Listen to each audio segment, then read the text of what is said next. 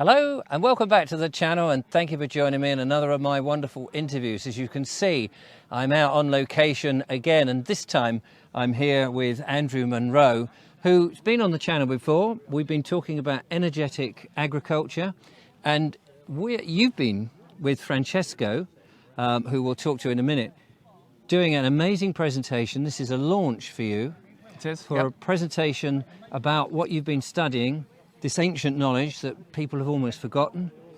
Francesco has been on the channel before with you, discussing this. Firstly, what is it that what you're launching?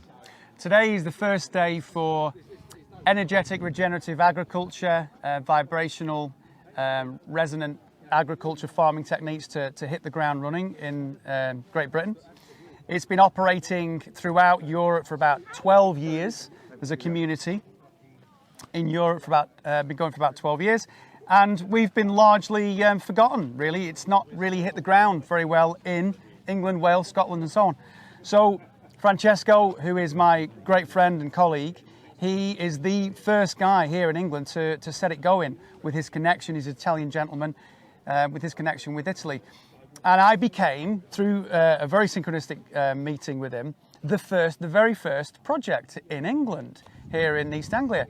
You wouldn't believe it, it was probably about 8 to 10 square meters of project, potato and legume project, has just exploded. And in that time, we've exploded, we've formed. There's so much interest. It's a technique you start talking about. People are blown away, they want to talk about it. Well, we can see how many people have turned up at your inaugural event here. You've been giving presentations. I'll talk to Francesco in a second about that.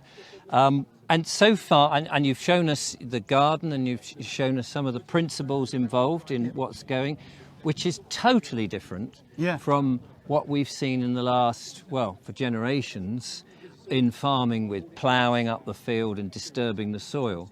And how has it been what was the response like from the people coming along? Oh, they love it. I mean, we're surrounded by a lot of people, I would argue, that are questioning the techniques of modern day agriculture. Right. We don't just want to grow food. We know we want to grow food. We need to grow food, but we now want to grow healthy food. Myself, as a gentleman interested in health, like a lot of people here equally, recognise this year that in order for me to feel better, in order for someone to feel better, to heal essentially, we need to heal the soil. We need to bring life back to the soil. And so this is about trying to do that, bringing a wonderful life back, and for us to bathe in that life. It's kind of a symbiotic relationship with the soil and our health. Absolutely. We bathe in the environment that we eat from, we drink from. We focus on Mother Nature first. Yes. And she gives us in return. And as we're in this very tyrannical time in which industrial farming is rife, food has been stripped of its nutrients, and supermarkets and corporations are taking over, what a time to start in small groups to bring this back and cover the countryside with this old but new wonderful type of farming. Exactly. I couldn't say it better myself. Now's the time. Brilliant. Well, I'm going to talk to Francesco and we'll find out a little bit more about this energetic regenerative farming. Thank you, fabulous. Andrew. Thank you, Richard. Thank you. Field of the whatever is in the soil. So you literally electrically you kill life. Well, I'm now joined by Francesco. You are the man behind this, all the way from Italy, your home country, where you have been learning this for some time, these skills under Andrea. Is it Andreas? Andrea, yes. Andrea. And you've basically brought this to England? Yes, correct. And you must be really excited to see what is going on. It's actually, I can't contain my happiness and joy I have to admit today. It's really incredible. It's been a really hard path and journey. And is now couple 2-3 years I'm trying to bring this on in Great Britain, but nobody really never listened to what I wanted to talk about. And but this year has been incredible, as I met before First, Charlotte, which put me in communication with Andrew, and once me and Andrew we start to talk together, I could see happening because I don't know, it must have been a mix of energies. I'm not sure about, but basically we found each other kind of complementary, and so we managed to start it, and we had a little chat, and then we start to involve more and more people just to see what it could these things could get to, and we actually for the very first time we start to find a massive response, and well, I was seeing people, wow, really, you can do these things, and said okay. So I mean, I'm hoping that many of the viewers will have remembered our interview that we did over Zoom, I think, a few months ago, and you were demonstrating these very large fruit and vegetables that you'd grown, which was just incredible. People have never seen that sort of thing. And you've been experimenting over here at Andrew's house in his garden. How's that been going? With the British weather and everything else? With the British weather, actually didn't compromise at all. Really? The growth of the potatoes. We have we done it was as Andy, I believe, mentioned before. We've been his garden has been really the first serious and real project made in Electro Culture and the full scope. Right. So using the old techniques available, and because I noticed, I mean, in the talk that you gave, and you know, we're only showing little excerpts because obviously it's a long thing and people can come to your webinar and find out more. But it's not just the electrical side of things with copper wires and things. There's a lot of spiritual element to this. Absolutely, absolutely. Actually, the Electro Culture itself, the use of electromagnetic fields given us from Mother Earth, is just really the smallest of the all things. We have established this package, let's call it, of multiple techniques, which actually is about 50 different techniques. Wow. So yes, it's really which include from permaculture, from the reconnection, the spiritual reconnection with Mother Earth. Yes. And which is absolutely important. Is we talk to our plants, we ask them to grow properly and to be well. And isn't that funny that you say that? Because I mean, many people sort of talk to their plants, and it's been a bit of a, oh, bless him, he talks to his plants, and people have ridiculed that in the modern time. But actually, this whole business about intention and talking and communicating on a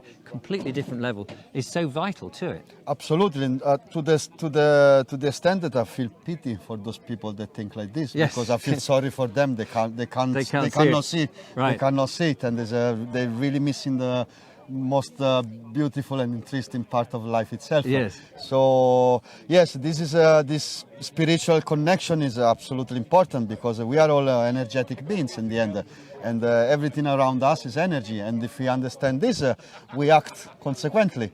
So we understand, first of all, we are energy. Plants are energy. Yes. Let's start to talk to each other. Yes. And this is people are beginning, I mean, certainly on this channel and in my sort of journey down this, is to understand just how important that ethereal energy is, and the connection with everything, the whole biosphere. That a lot of people have separated so much of life into very materialistic ways. You follow this, you do this with these artificial ingredients, but there's a much more intrinsic involvement with the person and the soil and the plant. Absolutely, absolutely true. And to the extent that we believe, I mean, at least most of the people, they believe that this commercial world is the way forward, but it's actually, we are seeing, and now it's been proven, it's not, yes. Obviously, yes. Because look at where we are going, yes. Where they're trying to take us, which is obviously, it is wrong. Yes. And instead, if you go back a step and you start to put your feet on the ground and understand that it's we are the approach we can have is it can be very different individually, because as an individual we are all different, yes. And same is a different part of the planet, different plants. So is absolutely incredible how we can try to reestablish this friendship, I would call it, with the nature. Yes. So, and as you do with friends, you behave in different way with different friends. Yes. So it's exactly the same what So happens with us. you can be friends with your cabbage. Absolutely. You can. Why you not? Can. There are very many examples you can see. Yes. You start to sing next to flowers. They start to blossom. I mean, this is not something I'm making up. You can find video on YouTube. Plenty of these things, and they are happening. So it's obvious that because of the size and the quality and the holistic nature and the, I suppose, organic nature of the food that you're creating, but principally, I suppose, in a way that the size and the abundance of it moves it, and you don't need big farms to create this stuff.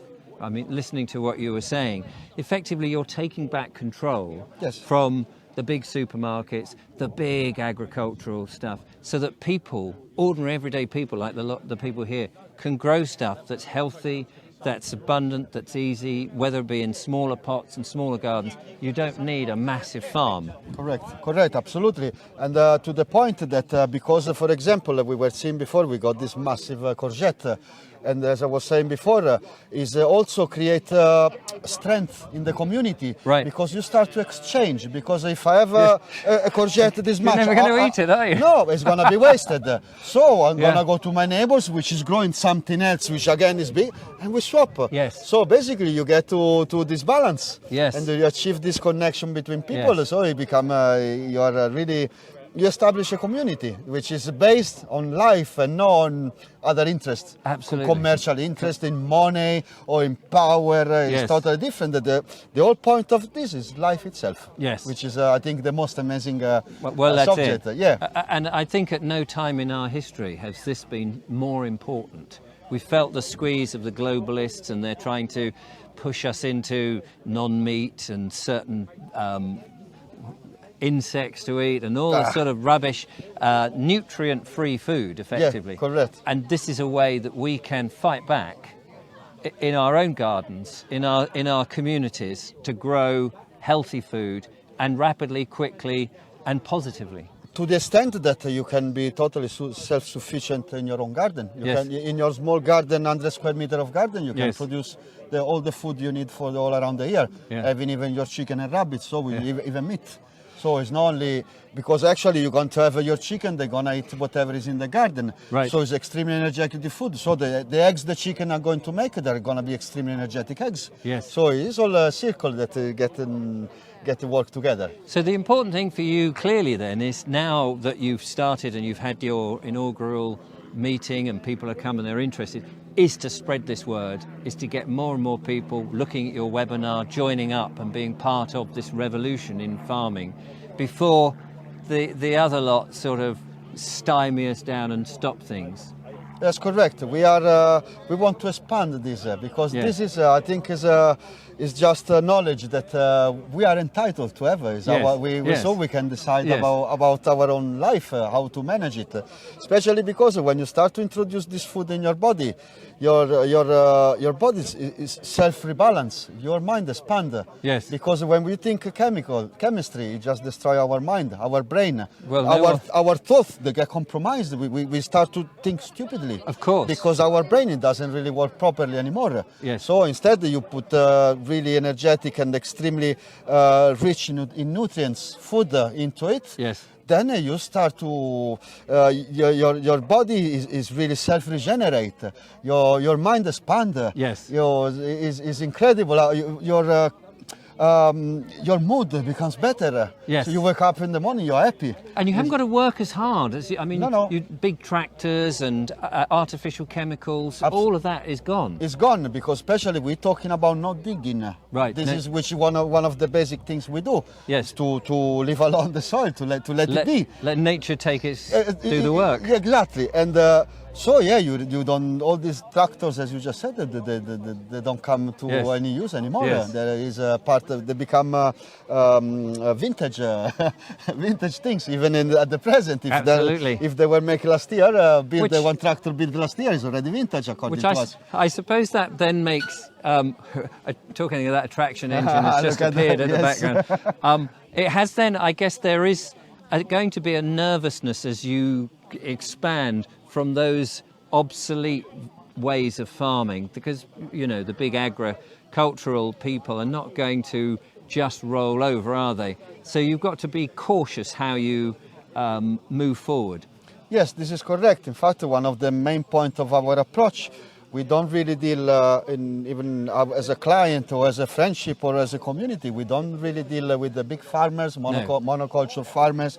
In this, everything has been, I would say, imposed so far. Yes. And so we stay far away. We refuse many projects. We don't take them on board because we are not interested. We see the focus point is not to have is not our health, nature health, but it's just the profit. Yes. So we are not really interested into this. So we don't take them on board. We are very selective. We are very selective. We are really open. Yes. We embrace everyone who wants to open themselves. Who understands the methodology. Absolutely. Absolutely. So actually, we really put effort in helping people to understand. Yes. That's why we do on our website. You can find a huge amount of courses already done. We constantly do courses on site. Yes. Is some kind of normal procedure when there is a client. When we are fitting installations. We organize a course on the very day, so people can come and see firsthand and learn how we do them. Yes. So, we take away the big farmers that are only interested in monoculture. For example, is something that destroys the environment. Yes. We want biodiversity, which is absolutely a crucial thing for this. So when you have a big biodiversity, you start to bring in bees come back to you. The insects are pollinators. In pollination, Absolutely. then you got more insects, you got more frogs. You get the frogs, then you get the snake. And then you got the snake, then you come the fox. Yeah. So the whole chain, food chain and natural chain that they get re-established by themselves. Absolutely. And that's what, even if you're not a gardener, that's what most people want to see. They don't want this monoculture. They don't want to see our insects and pollinators and wildlife disappear. They can work together in growing food. Correct. And the pollinators can, and other animals can do their thing. Francesco, it sounds like the genie is out of the bottle. People are going to flock to this and want to know more. I'll put links, obviously, to the group in the description. Yes, please. The best of luck with it, and if you're interested,